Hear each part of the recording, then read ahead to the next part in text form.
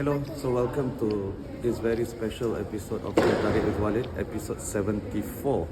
So today, we are going to join a demonstration for Palestine in London, and I will be trying to interview some demonstrators, why they are joining the demonstration, why is it important to them, and what does it mean for them.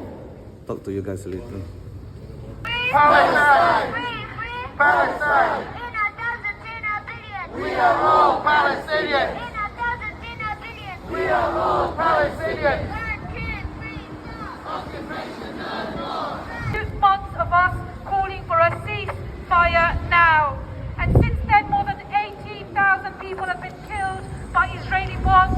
25,000 children in Gaza have lost a parent, and more than 50,000 Palestinians are injured.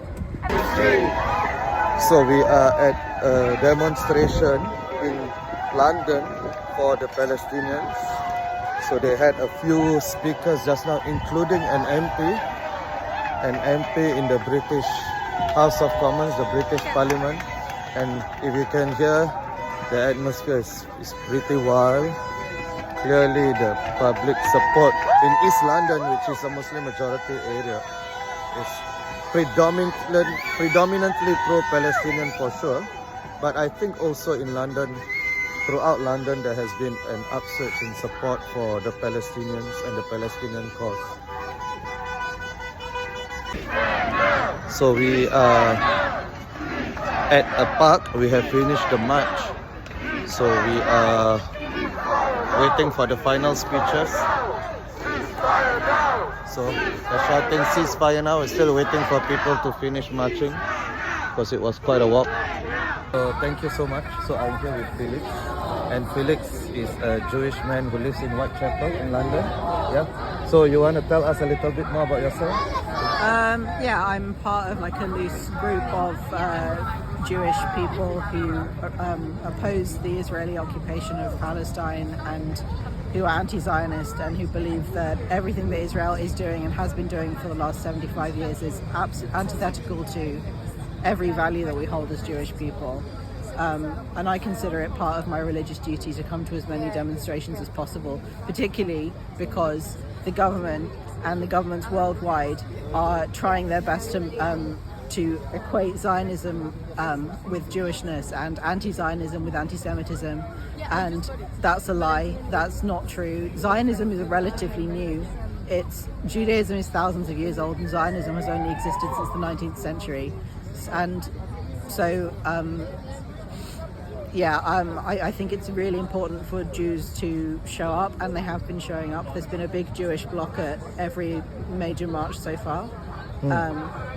So what has been the sentiment from other Jews? I mean, there are people who are Jewish people who are supportive of Palestine for sure. Yeah. What about others who maybe, they will say you're a self-hating Jew or something? Oh, Have you gotten that? Yeah, all of my friends have gotten that, yeah. And I mean, this is how I love myself as a Jew. This is the only way that I can continue to love my religion. It's been really difficult, like to maintain my, conviction of my faith when so many, Jewish institutions are supporting genocide. That's been really difficult for me, but I try and remember that there's a long history of Jewish resistance to Zionism and radical Jewish organizing. And that is continuing. It's continuing in all of my friends. A friend of mine was arrested. Several of my friends have been arrested recently at demonstrations, often seemingly targeted by the police because they're Jewish. In the US, the police have been really violent to Jewish demonstrations. So, I think That's anti-Semitism. That's actual anti-Semitism. Yeah, and Zionism is also anti-Semitism because it says that the only way that Jews can exist is if they exist in a supremacist state. And I believe that Judaism is at its best in the diaspora, when we're all over the world, when we're living in solidarity with our neighbors, if they're Muslim or Christian or whatever. So your ideal solution wouldn't be a two-state for you personally. It would be a one-state. No, well, yeah, I support state. what the majority of Palestinians support, and I think that Israel has no right to any of the land that it occupies. You know, people have lived there for a long time, and I believe that the ideal solution is for people to live together, as has been the case in all across the world and across the Middle East for thousands of years historically. You know, Jews and Muslims have lived side by side and mingled, and I think that's what's best for everyone, not just Jews. Right. So the main thing now is you believe occupation must end. Yes. However, the solution looks like it's okay as long as everybody lives together peacefully. Yeah, I don't have like a particularly detailed understanding of the sort of political, and I just support what the majority of Palestinians support, you know, because they're the people who have been kicked out of their land. Okay. Thank you so much, Felix. I think you showing up means a lot. I would just say there is only one problem with you today. You're not wearing the right keffiyeh. So as a gift, I'll give you mine. Oh my God. I bought this from. I asked at a local.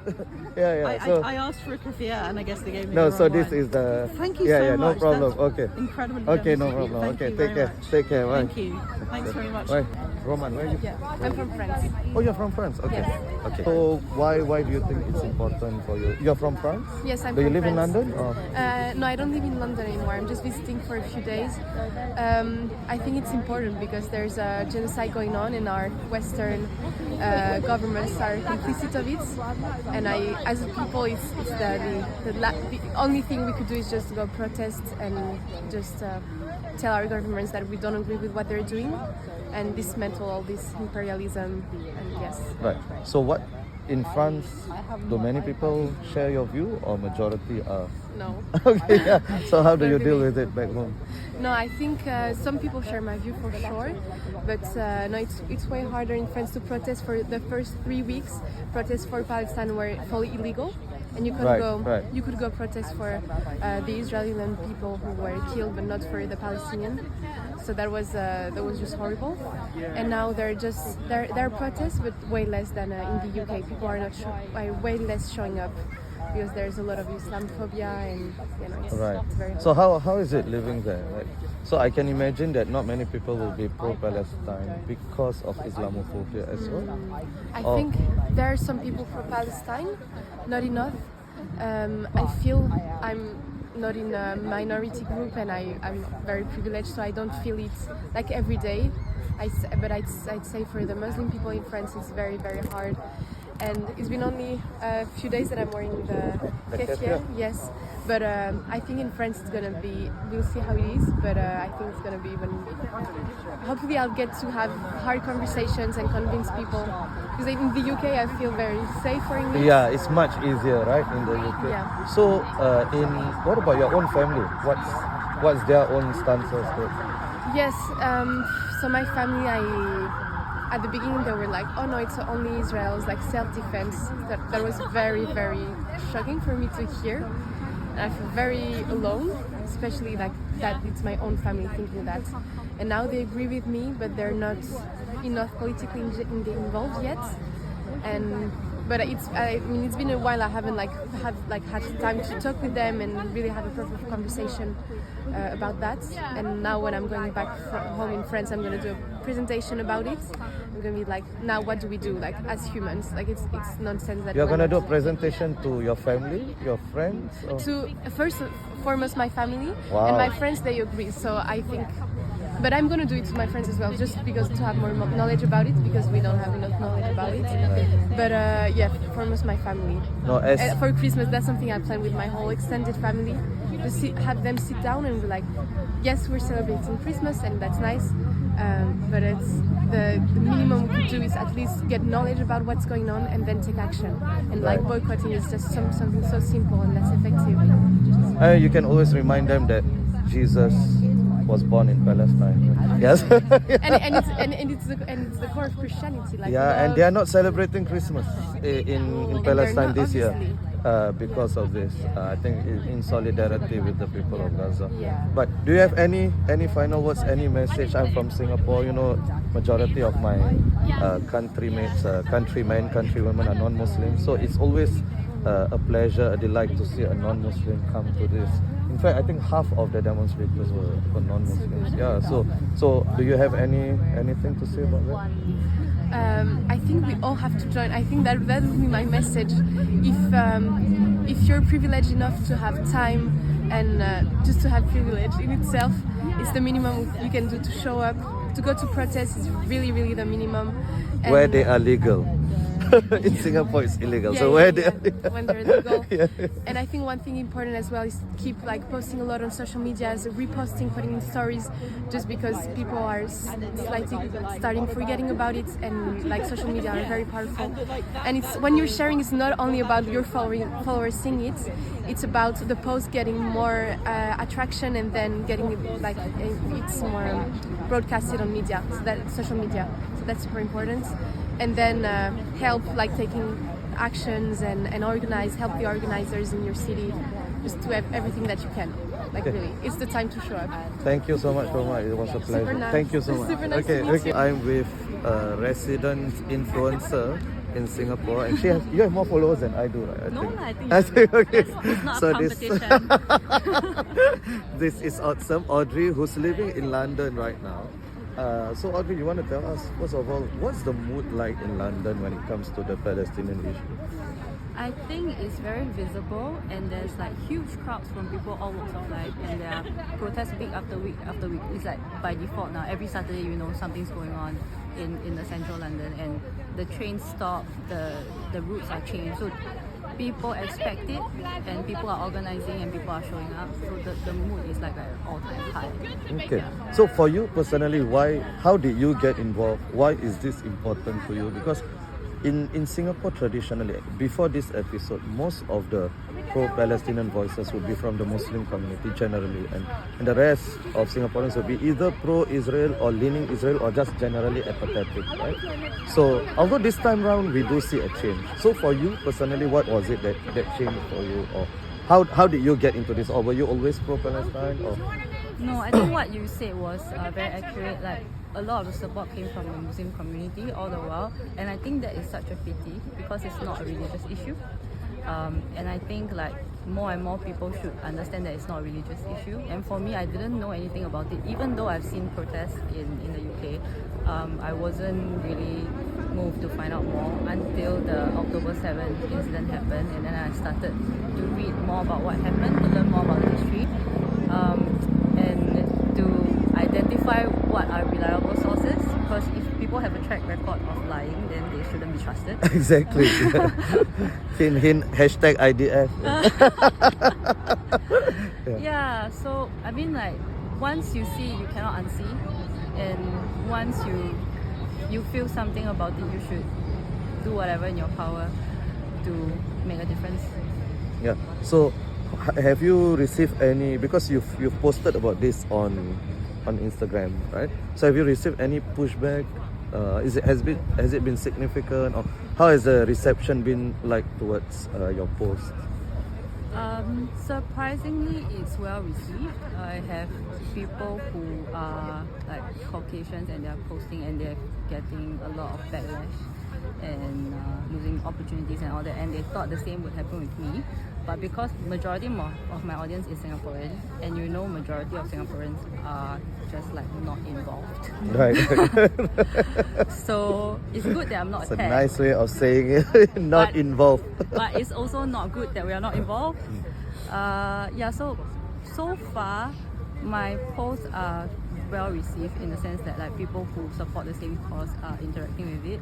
I don't get any hate or any like extreme opposite opinions, but I did get a message from a friend which took me by surprise, and the message was just asking me like, oh, why do you support Palestine? And I took it as a chance to explain the situation, explain my stance, and encourage them to read up more, because my main reason is Palestinians have the right to live a good life like all of us.